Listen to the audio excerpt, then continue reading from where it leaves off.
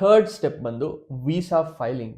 ನಾವು prepare ಮಾಡಬೇಕಾಗಿರೋ first document ಬಂದು cover letter ಅಂತ ಹೇಳಿದ್ರೆ, ನಿಮ್ಮನ್ನ ನೀವು ಕಂಪ್ಲೀಟ್ ಆಗಿ ಎಕ್ಸ್ಪ್ಲೈನ್ ಮಾಡಿರ್ತೀರಾ ಅಷ್ಟೇ. ಕವರ್ ಲೆಟರ್ ಅಲ್ಲಿ ನೀವು ಯಾವುದೇ ಡಾಕ್ಯುಮೆಂಟ್ಸ್ ತಗೊಂಡ್ರು ಸೆಟ್ ಆಫ್ ರೂಲ್ಸ್ ಇದೆ, ಸೊ ಹೀಗೆ ಇರಬೇಕು ಅಂತ. ಸೊ ಕವರ್ ಲೆಟರ್ ಅನ್ನೋದು ತುಂಬಾ ತುಂಬಾ ತುಂಬಾ ಇಂಪಾರ್ಟೆಂಟ್ ಆಗುತ್ತೆ. ನೀವೇನು ಅನ್ನೋದನ್ನ ತೋರಿಸೋದೇ ಕವರ್ ಲೆಟರ್, ಓಕೆನಾ? ವೀಸಾ ಫೈಲಿಂಗಿಗೆ ಇದೆಲ್ಲ ಡಾಕ್ಯುಮೆಂಟ್ಸ್ ನ ಸಬ್ಮಿಟ್ ಮಾಡೋದಷ್ಟೇ. ನೀವೇ ಖುದ್ದಾಗಿ ಫಸ್ಟ್ ಹೋಗಿ ವೀಸಾ ಆಫೀಸರ್ಗೆ ಕಾಣಿಸ್ಕೊಳ್ಳೋದಿಲ್ಲ. ಫಸ್ಟ್ ನಿಮ್ ಡಾಕ್ಯುಮೆಂಟ್ಸ್ ಹೋಗುತ್ತೆ. ಅದಕ್ಕೆ ತುಂಬಾ ಇಂಪಾರ್ಟೆಂಟ್, ನೀವೇನೇ ಡಾಕ್ಯುಮೆಂಟ್ಸ್ ಪ್ರಿಪೇರ್ ಮಾಡ್ತಿದ್ದೀರಾ ತುಂಬಾ ಸ್ಟ್ರಾಂಗ್ ಆಗಿ ಪ್ರಿಪೇರ್ ಮಾಡಬೇಕಾಗುತ್ತೆ ವೀಸಾ ಸಕ್ಸಸ್ ರೇಟ್ ಬೇಕು ಅಂತ ಹೇಳಿದ್ರೆ. ಸೆಕೆಂಡ್ ಒನ್, ಎಕ್ಸ್ಪೀರಿಯನ್ಸ್ ಲೆಟರ್ ಅಂತ ಹೇಳಿದ್ರೆ, ನೀವು ಏನೇನು ಜಾಬ್ ಮಾಡಿದಿರಾ ಅಥವಾ ಇಂಟರ್ನ್ಶಿಪ್ ಏನ್ ಮಾಡಿದಿರಾ, ನಿಮ್ಮ ಬ್ಯಾಚುಲರ್ಸ್ ಅಲ್ಲಿ ಏನ್ ಪ್ರಾಜೆಕ್ಟ್ ತಗೊಂಡ್ರಿ, CV ಅಷ್ಟೇ. ಎಕ್ಸ್ಪೀರಿಯನ್ಸ್ ಲೆಟರ್ ಅಂದ್ರೆ CV ಅಂತ ನೆನ್ಪಿಟ್ಕೊಳ್ಳಿ, ಅಥವಾ ರೆಸ್ಯೂಮೆ. ಕವರ್ ಲೆಟರ್ಗೂ CVಗೂ ಕನ್ಫ್ಯೂಸ್ ಆಗಬೇಡಿ. ಕವರ್ ಲೆಟರ್ ನೀವೇನು ಅಂತ ಫುಲ್ ಡಿಫೈನ್ ಮಾಡೋದು. ಎಕ್ಸ್ಪೀರಿಯನ್ಸ್ ಲೆಟರ್ ಬರೀ ವರ್ಕ್ ಎಕ್ಸ್ಪೀರಿಯನ್ಸ್ ಮತ್ತೆ ಪ್ರಾಜೆಕ್ಟ್ಸ್, ಇಂಟರ್ನ್ಶಿಪ್, ಹಾಬೀಸ್ ಇದ್ರ ಬಗ್ಗೆ ಹೇಳಿರುತ್ತೆ ಅಷ್ಟೇ. ಥರ್ಡ್ ಒನ್, ಈ ಡಾಕ್ಯುಮೆಂಟ್ಸ್ ಎಲ್ಲ ಏನೇನಿದೆ ಅಲ್ವಾ, ಇಷ್ಟು ಮಾತ್ರ ಈ ಸ್ಕಾಲರ್ಶಿಪ್ ಡಾಕ್ಯುಮೆಂಟ್ಸ್ ಅಲ್ಲದೆ ಈ ಡಾಕ್ಯುಮೆಂಟ್ಸ್ ನ ಇಲ್ಲಿ ಸೇರಿಸ್ಕೊಳ್ಳಿ. ಸೊ UV ಡಾಕ್ಯುಮೆಂಟ್ಸ್ ಅಂತ ಬರ್ದಿದ್ರೆ ಇದ್ರದ್ದು ಅಂತ ಅರ್ಥ ಮಾಡ್ಕೊಳ್ಳಿ. ನಿಮ್ಗೆ ಇಲ್ಲಿ ಭಯ ಆಗೋ ಸಾಧ್ಯತೆಗಳಿರುತ್ತೆ. ಫೋರ್ತ್ ಪಾಯಿಂಟ್ ಅಲ್ಲಿ ಏನಕ್ಕಂತ ಹೇಳಿದ್ರೆ, ಫಿನಾನ್ಷಿಯಲ್ ಸ್ಟೇಟಸ್ ನ ಎಕ್ಸ್ಪ್ಲೇನ್ ಮಾಡ್ಬೇಕು ನೀವು. ಅಂದ್ರೆ ಫ್ರೀ ಎಜುಕೇಶನ್ ಹೌದು, ಫ್ರೀ ಎಜುಕೇಶನ್ ಸಿಗ್ಬೇಕು ಅಂದ್ರೂ ಕ್ರೈಟೀರಿಯಾಸ್ ಇರುತ್ತೆ, ಸುಮ್ಮನೆ ಸಿಗೋದಿಲ್ಲ. CGPA ಹೈ ಇರಬೇಕು, IELTS ಅಲ್ಲಿ ಒಳ್ಳೆ ಸ್ಕೋರ್ ಇರಬೇಕು, ಎಕ್ಸ್ಪೀರಿಯನ್ಸ್ ಚೆನ್ನಾಗಿರ್ಬೇಕು, ಸ್ಕಿಲ್ಸ್ ಅಕ್ವೈರ್ ಮಾಡಿರ್ಬೇಕು. ಟಾಪ್ ಪಬ್ಲಿಕ್ ಯೂನಿವರ್ಸಿಟೀಸ್ ಬಗ್ಗೆ ಮಾತಾಡ್ತಿರೋದು ನಾನು. ಸೊ ಪ್ರೈವೇಟ್ ಯೂನಿವರ್ಸಿಟೀಸ್ಗಳು ಎಲ್ಲೋದ್ರೂ ಸಿಗುತ್ತೆ. ನಿಮ್ಮ ಹತ್ರ ದುಡ್ಡಿದೆ ಅಂತ ಹೇಳಿದ್ರೆ ಸುಮ್ಮನೆ ಹೋಗ್ಬೋದು. ದುಡ್ಡು ಇಲ್ಲದೆ ಹೋಗ್ಬೇಕು ಅಂತ ಹೇಳಿದ್ರೆ ಎಲಿಜಿಬಿಲಿಟಿ ಕ್ರೈಟೀರಿಯಾಸ್ ಅಂತ ಇರುತ್ತೆ, ಅದನ್ನೆಲ್ಲ ಫುಲ್ಫಿಲ್ ಮಾಡ್ಬೇಕು. ಇದೆಲ್ಲ ಫ್ರೀ ಎಜುಕೇಶನ್ ಅಂತ ಯಾರಿಗೆ ಹೇಳ್ತೀನಿ ಅಂದ್ರೆ, ಚೆನ್ನಾಗಿ ಓದೋದಕ್ಕೆ ಇಂಟ್ರೆಸ್ಟ್ ಇದೆ ಬಟ್ ಅವ್ರು ಹೋಗ್ತಾರ ಜಾಬ್ ಸ್ಯಾಟಿಸ್ಫೈ ಆಗ್ತಾರಲ್ಲ. ನಾವೇನ್ ಮಾಡ್ತೀವಿ, ಒಳ್ಳೆ ರ್ಯಾಂಕಿಂಗ್ ಇದ್ರು ಔಟ್ಪುಟ್ ಆಗಿರ್ತೀವಿ ಕಾಲೇಜಿಂದ, ಬಟ್ ಏನು ಯೂಸೇ ಇರಲ್ಲ. 30,000 40,000 ಕೆಲ್ಸಕ್ಕೆ ಹೋಗ್ತಿರ್ತೀವಿ, ನಮಗೆ ಸ್ಯಾಟಿಸ್ಫೈ ಆಗೋದಿಲ್ಲ ಅದು. ನಾವು ಸ್ಟೂಡೆಂಟ್ಸು ನಾವೇನು ಎಕ್ಸ್ಪೆಕ್ಟೇಷನ್ ಇಟ್ಕೊಂಡಿರ್ತೀವಿ ಅಂದ್ರೆ, ಕ್ಯಾಂಪಸ್ ಸೆಲೆಕ್ಷನ್ನು ಅದು ಇದು ಹಾಳು ಮೂಳೆ ಎಲ್ಲ ಇಟ್ಕೊಂಡಿರ್ತೀವಿ. ನಾವು ಪ್ರಾಕ್ಟಿಕಲ್ ಫೀಲ್ಡ್ಗೆ ಬಂದಿದ ತಕ್ಷಣ ಎಲ್ಲ ಬಿದ್ದೋಗ್ಬಿಡುತ್ತೆ ಹಾಗೆ. ಫೈನಾನ್ಷಿಯಲ್ ಸ್ಟೇಟಸ್ ಸಿಂಪಲ್ ಆಗಿ ನೆನ್ಪಿಟ್ಕೊಳ್ಳಿ. ಇಲ್ಲಿ ನಿಮಗೆ 14 lakhs ಅಮೌಂಟ್ನ ಶೋ ಮಾಡಬೇಕು. ಇಟ್ಲಿ ಪ್ರಾಸೆಸ್ ಅಲ್ಲಿ 14 lakhs ಅಮೌಂಟ್ನ ಶೋ ಮಾಡಬೇಕು. ಶೋ ಮನಿ ಅಷ್ಟೇ ಇದು. ನೀವು ಡೆಪಾಸಿಟ್ ಮಾಡೋದಿಲ್ಲ ಅಥವಾ ಅದೇ ಅಮೌಂಟ್ನ ಇಲ್ಲಿ ಯೂಸ್ ಮಾಡೋದಿಲ್ಲ, ಏನು ಇಲ್ಲ. ಜಸ್ಟ್ 14 lakhs ಅಮೌಂಟ್ ನಿಮ್ಮ ಅಕೌಂಟ್ ಅಲ್ಲಿ ಇರಬೇಕು. ಜಸ್ಟ್ ಶೋ ಮನಿ ಅದು. ಇಲ್ಲಿಗೆ ಬರೋದಕ್ಕಿಂತ ಮುಂಚೆ ವೀಸಾಗ್ ಮಾತ್ರ ತೋರಿಸಬೇಕಾಗಿರುವಂತಹ ಅಮೌಂಟ್ ಅದು. ಈ 14 lakhs ಏನ್ ಶೋ ಮಾಡ್ತೀರಾ ತುಂಬಾ ಇಂಪಾರ್ಟೆಂಟ್ ಆಗುತ್ತೆ. ಸ್ಪಾನ್ಸರ್ ಅಂತ ಹೇಳಿದ್ರೆ ಅಮೌಂಟ್ ಯಾರು ಶೋ ಮಾಡ್ತಿದ್ದಾರೆ ಅಂತ. ಸ್ಪಾನ್ಸರ್ಸ್ 4 ಜನ ಆಗಿರ್ಬೋದು, ಅಂದ್ರೆ ನಿಮ್ ಬ್ಲಡ್ ಲೈನ್ ಆಗಿರ್ಬೇಕು. ನೀವೇ ಖುದ್ದಾಗಿ ನಿಮ್ಮ ಅಮೌಂಟ್ ಅಲ್ಲೇ ಹೋಗ್ತಿದಾರ ಅಬ್ರಾಡ್ಗೆ, ನಿಮ್ ಫಾದರ್ ನಿಮ್ಗೆ ಸ್ಪಾನ್ಸರ್ ಮಾಡ್ತಿದಾರ ಎಜುಕೇಶನ್ ಮುಗಿಸೋದಕ್ಕೆ, ಅವ್ರು ನಿಮ್ಗೆ ಹೆಲ್ಪ್ ಮಾಡ್ತಿದಾರ ಫಿನಾನ್ಷಿಯಲಿ, ಅಥವಾ ನಿಮ್ ತಾಯಿ ಹೆಲ್ಪ್ ಮಾಡ್ತಿದಾರ, ಅಥವಾ ನಿಮ್ ಬ್ರದರ್ ಬ್ಲಡ್ ಲೈನೇ ಆಗಿರ್ಬೇಕು. ಅಪ್ಪ ಅಮ್ಮ ಬ್ರದರ್ ಸಿಸ್ಟರ್ ಅಥವಾ ಇಷ್ಟೇ 4 ಜನದಲ್ಲೇ ಆಗ್ಬೇಕು. ಚಿಕ್ಕಪ್ಪ ಚಿಕ್ಕಮ್ಮ ದೊಡ್ಡಪ್ಪ ಅಣ್ಣ ಕಸಿನ್ ಇವ್ರು ಯಾರು ವರ್ಕ್ ಆಗೋದಿಲ್ಲ. ಯಾಕಂತ ಹೇಳಿದ್ರೆ ಬ್ಲಡ್ ಲೈನ್ ರಿಲೇಶನ್ಶಿಪ್ಸ್ನೇ ಸ್ಪಾನ್ಸರ್ ಅಂತ ಕನ್ಸಿಡರ್ ಮಾಡೋದು. ಫಸ್ಟ್ ಸ್ಟೆಪ್ ಅದೇ.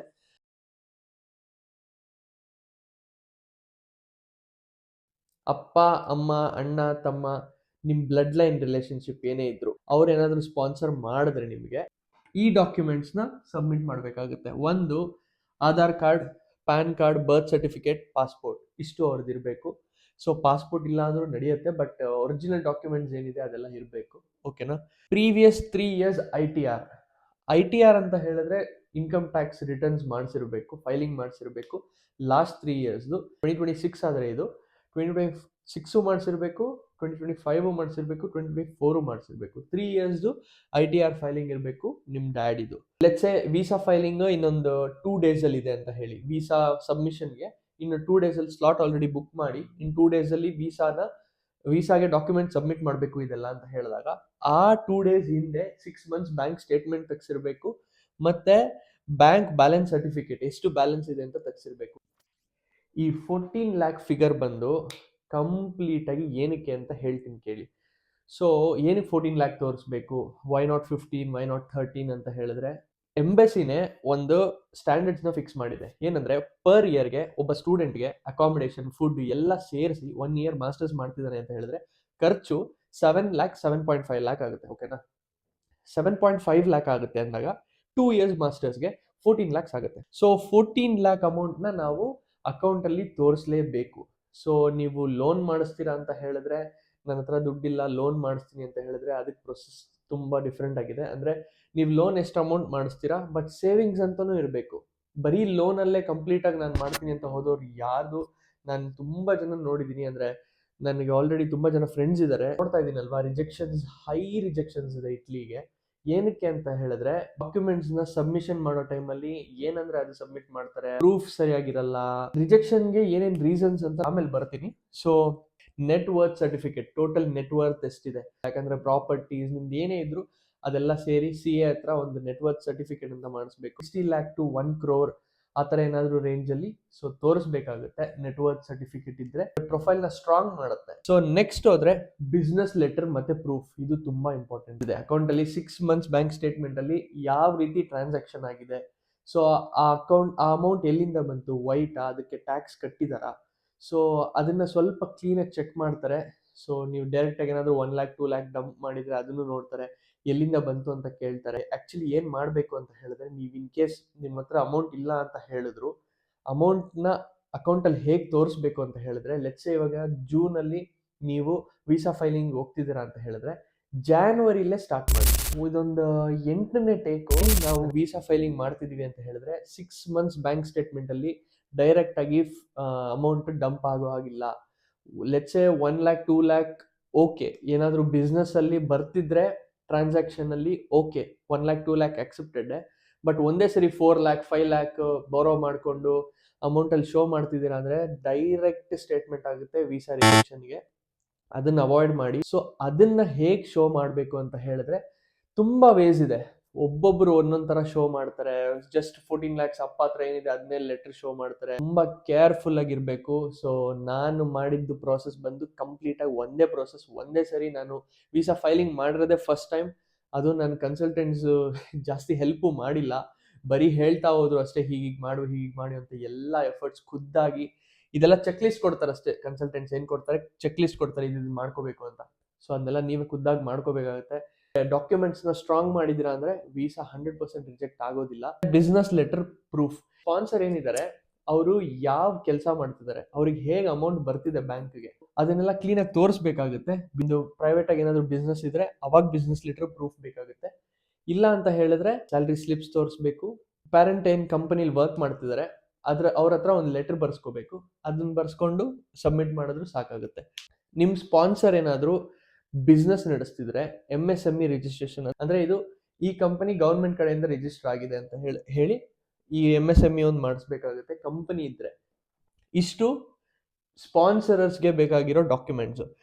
ಯೋರ್ ಡಾಕ್ಯುಮೆಂಟ್ಸ್ ಅಂದರೆ ನಿಮ್ದೇನೇನು ಇರಬೇಕು ಅಂತ ಹೇಳಿದ್ರೆ, ಫೈನಾನ್ಷಿಯಲ್ ಸ್ಟೇಟಸಲ್ಲಿ 6 months ಬ್ಯಾಂಕ್ ಸ್ಟೇಟ್ಮೆಂಟ್ ನಿಮ್ದಿರಬೇಕು, ಅದು ಅಷ್ಟೇ 2 days ಮುಂಚೆ. ಮತ್ತು ಬ್ಯಾಂಕ್ ಬ್ಯಾಲೆನ್ಸ್ ಸರ್ಟಿಫಿಕೇಟ್ ಇರಬೇಕು. ಇನ್ನೊಂದು ಇಂಪಾರ್ಟೆಂಟ್ ಪಾಯಿಂಟ್ ಏನಂದರೆ, ಬ್ಯಾಂಕ್ ಬ್ಯಾಲೆನ್ಸ್ ಸರ್ಟಿಫಿಕೇಟ್ ಮತ್ತು ಇದು ಎಲ್ಲ ಪೇಜಸಲ್ಲೂ ಸೀಲ್ ಆಗಿ ಸೈನ್ ಆಗಿರಬೇಕು.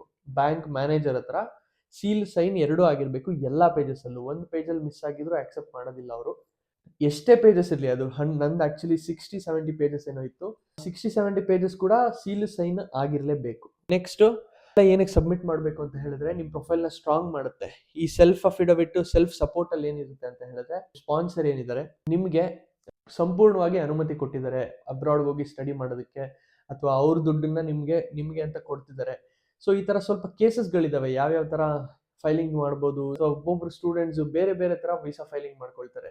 ತುಂಬ ಜನರದ್ದು ವರ್ಕ್ ಆಗಲ್ಲ, ಓಕೆನಾ. ಅಂದರೆ ರಿಜೆಕ್ಷನ್ ರೇಟ್ಸ್ ಹೈ ಇದೆ ಅಂದರೆ ನೀವೇ ಯೋಚನೆ ಮಾಡಿ. ಎಲ್ಲ ವೇಸ್ನು ಟ್ರೈ ಮಾಡ್ತಿದ್ದಾರೆ, ಬಟ್ ಅದರಲ್ಲಿ ಏನು ಚೆಕ್ ಲಿಸ್ಟಲ್ಲಿ ಪ್ರೊವೈಡ್ ಆಗಿರುತ್ತೆ ಅದನ್ನ ಮಾಡಬೇಕು. ಮತ್ತು ಜೆನ್ಯೂನ್ ಅನ್ಸ್ಬೇಕು, ಏನೇ ಮಾಡಿದ್ರು ಜೆನ್ಯೂನ್ ಅನ್ಸ್ಬೇಕು. ವೀಸಾ ಆಫೀಸರ್ಗೆ ಒಂದು ಕಡೆ ಏನಾದರೂ ಇದು ತಪ್ಪಿದೆ ಅಂತ ಅನ್ಸಿದ್ರೆ ಅಥವಾ ಏನಾದರೂ ಡೌಟ್ ಇದ್ರೆ ಡೈರೆಕ್ಟಾಗಿ ಮೆನ್ಷನ್ ಮಾಡಿಬಿಡ್ತಾರೆ, ನನಗೆ ಈ ಥರ ಕಡೆ ಡೌಟ್ಸ್ ಇದೆ ನಿಮ್ಮದು ಡಾಕ್ಯುಮೆಂಟ್ಸಲ್ಲಿ, ಸೊ ರಿಜೆಕ್ಟ್ ಮಾಡಿದ್ದೀವಿ ಅಂತ ಡೈರೆಕ್ಟಾಗೆ ಮೆನ್ಷನ್ ಮಾಡ್ತಾರೆ. ಅಥವಾ ಇನ್ನೊಂದು, ಪ್ರೂಫ್ ಆಫ್ ಇನ್ಕಮ್ ಕ್ಲೀನಾಗಿ ತೋರಿಸಿರೋಲ್ಲ, ಎಲ್ಲಿಂದ ಬಂದಿದೆ ಅಮೌಂಟು, ಟ್ರಾನ್ಸಾಕ್ಷನ್ ಅವ್ರಿಗೆ ಅರ್ಥ ಆಗಿರೋದಿಲ್ಲ ಅಥವಾ ಡೌಟ್ಸ್ ಇರುತ್ತೆ ಅವ್ರಿಗೆ, ಡೈರೆಕ್ಟಾಗಿ ರಿಜೆಕ್ಟ್ ಮಾಡಿಬಿಡ್ತಾರೆ. ಅವ್ರು ಏನು ನಿಮಗೆ, ಯಾಕೆಂದರೆ ನೀವು ಫಿಸಿಕಲ್ ಆಗಿ ಅವ್ರು ನಿಮ್ಮ ಹತ್ರ ಮಾತೇ ಆಡಿರಲ್ಲ, ಡೈರೆಕ್ಟ್ ಜಸ್ಟ್ ಡಾಕ್ಯುಮೆಂಟ್ಸ್ ಇನ್ನೇನು ಸಬ್ಮಿಟ್ ಮಾಡಿರ್ತೀರ ಅದನ್ನ ನೋಡಿ ಆಕ್ಸೆಪ್ಟ್ ರಿಜೆಕ್ಟ್ ಅಷ್ಟೇ ಹೇಳಿರ್ತಾರೆ. ಅದಕ್ಕೆ ನೀವು ಕವರ್ ಲೆಟರ್ ಏನೇ ಸಬ್ಮಿಟ್ ಮಾಡ್ತಿದ್ದೀರಾ, ಸ್ಪಾನ್ಸರ್ಶಿಪ್ ಲೆಟರ್ ಅಂತ ಇದೆ, ಸ್ಪಾನ್ಸರ್ಶಿಪ್ ಲೆಟರ್ ಇಲ್ಲಿ. ಸೊ ಸ್ಪಾನ್ಸರ್ಶಿಪ್ ಲೆಟರ್, ಈ ಸ್ಪಾನ್ಸರ್ಶಿಪ್ ಲೆಟರಲ್ಲಿ ನೀವು ಕ್ಲೀನಾಗಿ ತೋರಿಸಿರ್ತೀರಾ ಯಾರು ಸ್ಪಾನ್ಸರು, ಹೇಗೆ ಸ್ಪಾನ್ಸರ್ ಮಾಡ್ತಿದ್ದಾರೆ, ಸೊ ಅವ್ರದ್ದು ಬಿಸ್ನೆಸ್ ಏನು, ಈ ಸ್ಪಾನ್ಸರ್ಶಿಪ್ ಅಲ್ಲಿ ಎಲ್ಲ ಮೆನ್ಷನ್ ಆಗಿರುತ್ತೆ ಸ್ಪಾನ್ಸರ್ಶಿಪ್ ಲೆಟರ್ ಅಲ್ಲಿ. ಸೊ ಇದ್ರದ್ದೆಲ್ಲ ಫಾರ್ಮ್ಯಾಟ್ಸ್ ಇದೆ, ಕ್ಲೀನ್ ಆಗಿ ರಿಸರ್ಚ್ ಮಾಡ್ಬೇಕು ಇದ್ರ ಬಗ್ಗೆ ಎಲ್ಲ. ಸೊ ತಿಳ್ಕೊಬೇಕು. ಆದಷ್ಟು ನೀವು ಪ್ರೂಫ್ ನ ತೋರ್ಸೋದಕ್ಕೆ ಟ್ರೈ ಮಾಡಿ. ಸೊ ಯಾವ್ದು ಮುಚ್ಚಿಡಬೇಡಿ. ಮತ್ತೆ ನೀವು ಎಲ್ಲಾ ಕಡೆ ನಂಬರ್ಸ್ ಕೊಡ್ಬೇಕಾಗುತ್ತೆ. ನೀವು ಪ್ರೂಫ್ ಆಫ್ ಡ್ಯಾಡಿದ್ ಏನಾದ್ರು ಪ್ರೂಫ್ ಕೊಡ್ತಿದ್ರೆ ಕಂಪನಿದು ಅಂತ ಹೇಳಿದ್ರೆ ಕಂಪನಿದು ನಂಬರ್ ಕೊಡ್ಬೇಕು, ಮೇಲ್ ಕೊಡ್ಬೇಕು, ಎಲ್ಲ ಕೊಟ್ಟಿರ್ಬೇಕು. ಸೊ ಎಲ್ಲ ಕಡೆ ಕ್ರಾಸ್ ವೆರಿಫೈ ಮಾಡ್ತಾರೆ. ಇನ್ ಕೇಸ್ ನಮ್ ಬ್ಯಾಡ್ ಲಕ್ ಇದ್ರೆ ಕ್ರಾಸ್ ವೆರಿಫೈ ಮಾಡ್ತಾರೆ. ಸೊ ನಾನು ಕೊಟ್ಟಿದ್ದೆ ನಮ್ ಡ್ಯಾಡಿದು. ಆಕ್ಚುಲಿ ನನಗ್ ಏನ್ ಮಾಡಿದ್ರು ಅಂತ ಹೇಳಿದ್ರೆ, ನನಗ್ ಕಾಲ್ ಮಾಡಿದ್ರು. ನನ್ ಕಾಲ್ ಎತ್ತಿಲ್ಲ ಅಂದಾಗ ನಮ್ ಡ್ಯಾಡಿ ಡೈರೆಕ್ಟ್ ಆಗಿ ಕಾಲ್ ಮಾಡ್ಬಿಟ್ರು. ಸೊ ಡ್ಯಾಡಿ ಕಾಲ್ ಮಾಡ್ಬಿಟ್ಟು ಏನ್ ಮಾಡ್ತಿರೋದು ನೀವು, ಏನ್ ವರ್ಕ್ ಮಾಡ್ತಿರೋದು, ಋತಿಕ್ ಇದಾರ ಅಂತ ಕೇಳಿದ್ರು. ಸೊ ನಮ್ ಡ್ಯಾಡಿ ನಾನು ಇಲ್ಲೇನ್ ತೋರಿಸಿದೀನಿ ಅದೇ ಬಿಸ್ನೆಸ್ ಏನಾದ್ರು ಹೇಳಿರ್ಲಿಲ್ಲ ಅಂತ ಹೇಳಿದಿದ್ರೆ, ಅಂದ್ರೆ ಏನ್ ಬಿಸ್ನೆಸ್ ಮಾಡ್ತಿದ್ದಾರೆ ಅದನ್ನ ಹೇಳಿದಿರ ಏನಾದ್ರು ಮುಚ್ಚಿಟ್ರೆ, ಒಂದು ಪಾಯಿಂಟ್ ಅಲ್ಲಿ ಅವ್ರಿಗೆ ಡೌಟ್ ಬಂದಿದೆ ಅಂತ ಹೇಳಿದ್ರೆ ವೀಸಾ ಡೈರೆಕ್ಟ್ ಆಗಿ ರಿಜೆಕ್ಟ್ ಆಗುತ್ತೆ. ಸೊ ಈ ತರ ಸಿಚುವೇಶನ್ಸ್ ಯಾವಾಗಾದ್ರೂ ಆಗ್ಬೋದು. ಸೊ ಎಲ್ಲದಕ್ಕೂ ಏನಂದ್ರೆ ಟ್ರಾನ್ಸ್ಪರೆಂಟ್ ಆಗಿಡಿ. ಅದಕ್ಕೆ ನಾನು ಏನು ಹೇಳ್ತೀನಿ ಫಸ್ಟ್ ಆಫ್ ಆಲ್ ಅಂದ್ರೆ, ಈ ಎಲ್ಲಾ ಡಾಕ್ಯುಮೆಂಟ್ಸ್ ನ ನೀವು ಖುದ್ದಾಗಿ ನೀವು ಪ್ರಿಪೇರ್ ಮಾಡ್ಬೇಕು. ಯಾರೋ ಬೇರೆಯವ್ರು ಮಾಡ್ತಿದ್ದಾರೆ ಅಂದ್ರೆ ಯೂಸ್ಲೆಸ್ ಅದು, ಓಕೆನಾ. ನೀವು ಖುದ್ದಾಗಿ ಎಲ್ಲ ಮಾಡಿದ್ರೆ ನೀವ್ ಏನ್ ಆನ್ಸರ್ ಮಾಡ್ಬೇಕು ಎಲ್ಲ ನೆನ್ಪಿರುತ್ತೆ ನಿಮ್ಗೆ, ಎಲ್ಲ ಗೊತ್ತಿರುತ್ತೆ ನಿಮ್ಗೆ. ಸೊ ಎಲ್ಲಿ ಏನೇನ್ ಆಗುತ್ತೆ ನಿಮ್ಗೆ ಗೊತ್ತಿರೋ ಕಾರಣ ನಿಮ್ಗೆ ಇಂಟರ್ವ್ಯೂ ಅಲ್ಲಿ ಈಸಿ ಆಗುತ್ತೆ. ವೀಸಾಗೆ ಇನ್ನೂ ಆಕ್ಚುಲಿ ಡಾಕ್ಯುಮೆಂಟ್ಸ್ ಬೇಕು, ಅದನ್ನು ಬರಿತೀನಿ ರೀ. ವೀಸಾ ಫೈಲಿಂಗ್ ಅಲ್ಲೇ ಈ 3 ಡಾಕ್ಯುಮೆಂಟ್ಸ್ ನ ಕೂಡ ವೀಸಾ ಫೈಲಿಂಗ್ ಅಲ್ಲಿ ಸಬ್ಮಿಟ್ ಮಾಡ್ಲೇಬೇಕು. ಯಾವಾಗ ಫ್ಲೈ ಆಗಿರ್ತೀರಾ ಅಂತ ಮುಂಚೆನೆ ಫ್ಲೈಟ್ ಟಿಕೆಟ್ ಬುಕ್ ಮಾಡಿರ್ಬೇಕು. ಫ್ಲೈಟ್ ಟಿಕೆಟ್ ನ ಕೂಡ ಆಡ್ ಮಾಡಬೇಕು. ಒಂದು ಟ್ರಾವೆಲ್ ಇನ್ಶೂರೆನ್ಸ್ ಮಾಡಿಸಿರ್ಬೇಕು ನಿಮ್ಮ ಹೆಸರಲ್ಲಿ. ಮತ್ತೆ ಹೋಟೆಲ್ ಬುಕಿಂಗ್ ಅವ್ರ ಅಕಾಮಿಡೇಷನ್ ಇನ್ವಾಯ್ಸ್ ಏನ್ ಬಂದಿರುತ್ತೆ, ಹೋಟೆಲ್ ಬುಕ್ ಮಾಡಿರುವಂತಹ ಇನ್ವಾಯ್ಸ್ದು, ಅದನ್ನು ಕೂಡ ವೀಸಾ ಫೈಲಿಂಗಿಗೆ ಆಡ್ ಮಾಡಬೇಕು. ಸೊ ಇದೆಲ್ಲ ಟ್ರಾವೆಲ್ ಅಸಿಸ್ಟೆನ್ಸ್ ಅಲ್ಲಿ ಬರುತ್ತೆ. ಸೊ ಇದನ್ನ ಸಹ ಈ ವೀಸಾ ಫೈಲಿಂಗ್ ಅಲ್ಲಿ ಆಡ್ ಮಾಡಬೇಕು. ನೆನ್ಪಿಟ್ಕೊಳ್ಳಿ, ಯಾವುದು ಮಿಸ್ ಮಾಡೋ ಹಾಗಿಲ್ಲ. ರಿಜೆಕ್ಷನ್ಸ್ ಯಾವ ಕಾರಣಕ್ಕಾಗುತ್ತೆ, ನಾನು ಒಂದೊಂದೇ ರಿಜೆಕ್ಷನ್ ಏನೇನ್ ಇರುತ್ತೆ, ಏನೇನ್ ಮೆನ್ಷನ್ ಮಾಡ್ತಾರೆ ಕ್ಲೀನ್ ಆಗಿ ಸ್ಟೇಟ್ಮೆಂಟ್ ಸಮೇತ ಹಾಕ್ತೀನಿ. ಪ್ರೂಫ್ ಆಫ್ ಇನ್ಕಮ್ ಇಲ್ಲ ಅಂದ್ರೆ ಏನಂತ ಹಾಕ್ತಾರೆ, ಸೊ ಅವ್ರಿಗೆ ಏನಾದ್ರು ಡೌಟ್ಸ್ ಇದ್ರೆ ಏನಂತ ಹಾಕ್ತಾರೆ, ಮತ್ತೆ ಅವ್ರಿಗೆ ಯಾವ್ಯಾವ ತರ ರಿಜೆಕ್ಷನ್ಸ್ಗೆ ಸ್ಟೇಟ್ಮೆಂಟ್ಸ್ ಇದೆ ಅವ್ರದ್ದು. ಸೊ ಅದನ್ನೆಲ್ಲ ಹಾಕ್ತೀನಿ, ನೋಡ್ತಾ ಬನ್ನಿ. ಇದೆಲ್ಲ ಸ್ಟೂಡೆಂಟ್ಸ್ದು ಆಕ್ಚುಲಿ, ರಿಜೆಕ್ಟ್ ಆಗಿರುವಂತಹ ಸ್ಟೂಡೆಂಟ್ಸ್ದು ಆಕ್ಚುಲಿ. ಸೊ ಈ ತರ ತುಂಬಾ ರಿಜೆಕ್ಷನ್ ರೇಟ್ಸ್ ಅಂತೂ ತುಂಬಾ ಇದೆ. ಸೊ ಆಕ್ಚುಲಿ ಅದನ್ನ ನನ್ನ ನಂಬರ್ ಅಂತ ಹೇಳಕ್ ಹೋದ್ರೆ ಜಾಸ್ತಿನೇ ರಿಜೆಕ್ಷನ್ ರೇಟ್ ಇದೆ. ಯಾಕಂದ್ರೆ ತುಂಬಾ ದೊಡ್ಡ ಪ್ರೋಸೆಸ್, ಲೆಂತಿ ಪ್ರೋಸೆಸ್. ಇಟ್ಲಿ ಪ್ರೋಸೆಸ್ ಮಾತ್ರನೇ ಇಷ್ಟು ದೊಡ್ಡದು, ಬೇರೆ ಯಾವ ಕಂಟ್ರಿಗೂ ಇಷ್ಟೆಲ್ಲ ಡಾಕ್ಯುಮೆಂಟ್ ಸಬ್ಮಿಟ್ ಮಾಡೋ ಹಾಗಿರಲ್ಲ. ಮತ್ತೆ ವೀಸಾ ಫೈಲಿಂಗ್ ಮುಗಿದ ಮೇಲೆ 30 ಡೇಸ್, ಅಂದ್ರೆ ನೀವು ವೀಸಾ ಫೈಲಿಂಗ್ ಸಬ್ಮಿಟ್ ಮಾಡಿದ್ಮೇಲೆ ಡಾಕ್ಯುಮೆಂಟ್ಸ್ 30 ಡೇಸ್ ಆದ್ಮೇಲೆ, ಅಥವಾ 20 ಡೇಸ್, 25 to 30 ಡೇಸ್ ಆಕ್ಚುಲಿ ಆಗುತ್ತೆ. ಸೊ ಅಷ್ಟ್ರೊಳಗೆ ನಿಮ್ಗೆ ಒಂದು ಕಾಲ್ ಬರುತ್ತೆ ಅಥವಾ ಮೆಸೇಜ್ ಬರುತ್ತೆ. ನೀವು ಸಬ್ಮಿಟ್ ಮಾಡಿದ ತಕ್ಷಣ ಒಂದು ಮೆಸೇಜ್ ಬರುತ್ತೆ, ಇದು ಸಬ್ಮಿಟ್ ಆಗಿದೆ ಡಾಕ್ಯುಮೆಂಟ್ಸ್ ಅಂತ, ವೀಸಾ ಸಬ್ಮಿಟ್ ಆಗಿದೆ ಡಾಕ್ಯುಮೆಂಟ್ಸ್ ಅಂತ. ನೆಕ್ಸ್ಟ್ ಇಷ್ಟು ಡಾಕ್ಯುಮೆಂಟ್ ಸಬ್ಮಿಟ್ ಮಾಡಿದ ತಕ್ಷಣ ವೀಸಾ ಇಂಟರ್ವ್ಯೂ ಬಂದು ತುಂಬಾ ತುಂಬಾ ದೊಡ್ಡ ಟಾಪಿಕ್. ಅದು ಏನೂ ಇಲ್ಲ, ನೀವೇನಂತ ನಿಮ್ಗೆ ಕನ್ಫರ್ಮ್ ಆಗಿ ನಿಮ್ ತಲೆಯಲ್ಲಿದ್ರೆ, ನೀವು ಅದನ್ನ ಇಂಗ್ಲಿಷಲ್ಲಿ ಆನ್ಸರ್ ಮಾಡ್ತೀರಾ ಅಂತ ಇದ್ರೆ ನೀವು ಇದ್ರ ಬಗ್ಗೆ ಹೆದರ್ಕೊಳ್ಬೇಕಾಗಿಲ್ಲ. ಯಾರು ಹೆದರ್ಕೋಬೇಕಾಗಿರುತ್ತೆ ಅಂತ ಹೇಳಿದ್ರೆ, ಈ ಡಾಕ್ಯುಮೆಂಟ್ಸ್ನೆಲ್ಲ ಯಾರು ಪ್ರಿಪೇರ್ ಮಾಡಿರಲ್ಲ ಅಲ್ವಾ, ಅವ್ರಿಗೆ ಆಕ್ಚುಲಿ ಹೆದರಿಕೆ ಇರಬೇಕು. ಏನಕ್ಕಂದ್ರೆ ಅವ್ರಿಗೆ ಎಲ್ಲಾದ್ರೂ ಕ್ವೆಶನ್ ಕೇಳ್ಬೋದು, ಏನಾದ್ರೂ ಕೇಳ್ಬೋದು. ನನಗೆ ಕೇಳಿದ್ದು ಕ್ವೆಶ್ಚನ್ಸ್ನ ನಿಮ್ಗೆ ಏನಾದರೂ ಹೇಳಿದ್ರೆ ನೀವು ಶಾಕ್ ಆಗ್ತೀರಾ. ನನಗೆ ಜಸ್ಟ್ 5 minutes ಅಲ್ಲಿ ನನ್ನ ವೀಸಾ ಇಂಟರ್ವ್ಯೂ ಮುಗಿದೋಗುತ್ತೆ. ನನ್ನ ಹೇರ್ಸ್ ಇನ್ನೂ ಜಾಸ್ತಿ ಇತ್ತು ಅವಾಗ. ವೀಸಾ ಇಂಟರ್ವ್ಯೂ ಅನ್ನೋ ಒಂದೇ ಕಾರಣಕ್ಕೆ ನರ್ವಸ್ ಇದ್ದೀನಿ ಅಂತ ಅವ್ರಿಗೆ ಗೊತ್ತಾಯ್ತು. ನಾನು ಇವಾಗ ಅವ್ರಿಗೆ ಇಂಪ್ರೆಸ್ ಮಾಡ್ಬೇಕು, ಏನಾದರೂ ಮಾಡ್ಬೇಕಷ್ಟೇ.